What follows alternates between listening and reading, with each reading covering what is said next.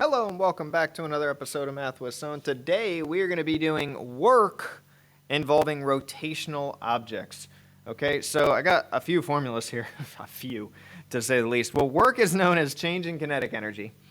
It is also known as force times how much it's displaced, which makes sense that you can think of torque, which is a force, times how the angle, which would be how much it's displaced, would also be equal to the amount of work done, which can also be thought of as the change in momentum. So all of that being said, you can also relate the formulas to this. So we got the change in momentum here, which is 1/2 the IWF squared minus 1/2 the IWI squared. That's the change in momentum. And then you would have the F, the force, times the radius, which is the torque, times the angular displacement. Okay? So, a few examples here. Actually, just the one example. We have a golf cart has a radius of r and a mass of m. The wheel is brought to rest from an initial angular speed of w. The wheel turns through an angle of theta before stopping. Okay? So, what is the work done by the wheel to slow it down?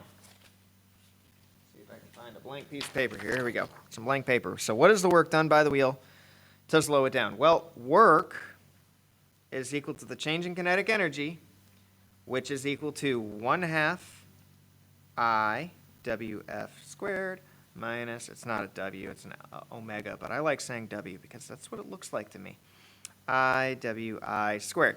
All right. So it is starting with an original momentum, but it's brought to rest. So if it's brought to rest, there is no final speed at all. So we just have the change in kinetic energy is equal to 1/2 I times the initial angular velocity squared. Okay. And the change in kinetic energy can also be thought of as torque times the angle if you wanted to.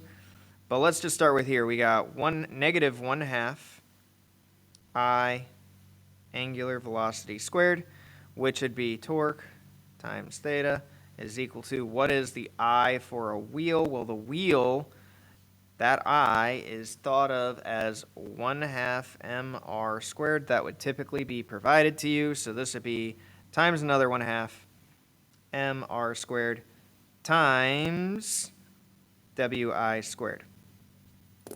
All right.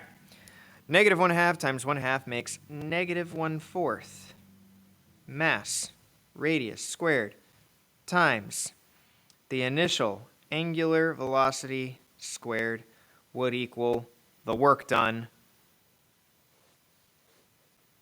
And there's a few other things that you could do to it to kind of simplify it if you wanted to turn in this angular velocity. You could think of angular velocity is equal to omega times radius. And if you solved for angular velocity, you would get v over r, and you could turn it into different things. I don't know if it's worth it. Now, this is angular velocity. This is work. Two different things. Okay? All right. What is the torque required to slow down the wheel? Well, the torque times the angle is equal to this stuff. Well, we would just take this stuff and divide by the angle. So the torque would equal all of this divided by theta. So that would equal negative mr squared omega initial squared divided by 4 theta. That would be the torque for part B. What would be the power required to stop the wheel? Well, power is equal to work divided by time. Now that, ladies and gentlemen, will require a little bit more effort, to say the least. To say the least indeed. I'm gonna need more paper. All right, in order to determine the power, we would first need to figure out the time. And in order to figure out the time, you would need to use some kinematics perhaps. So your initial plus the final divided by 2 times time would equal the angle. All right? We already got the work function, so that's fine. we need to figure out the time. Well, the time when we're solving it, there is no final, so that part goes away. We're just using a kinematic formula now. We're going to multiply by 2, and we get the initial would equal 2 times theta, and that would be multiplied by time. Well, if we divide by the initial, we would get time is equal to 2 theta divided by that initial omega, or the initial angular velocity. Okay, now that we have the time, now we can plug it in to our power formula, work divided by time. So our work is all of this stuff. So we're going to plug it in, and we're going to get, I'm going to go back to here, all of that divided by 2 theta wi. So let's see if we can get it all on camera at the same time.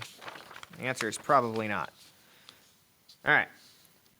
We got no room.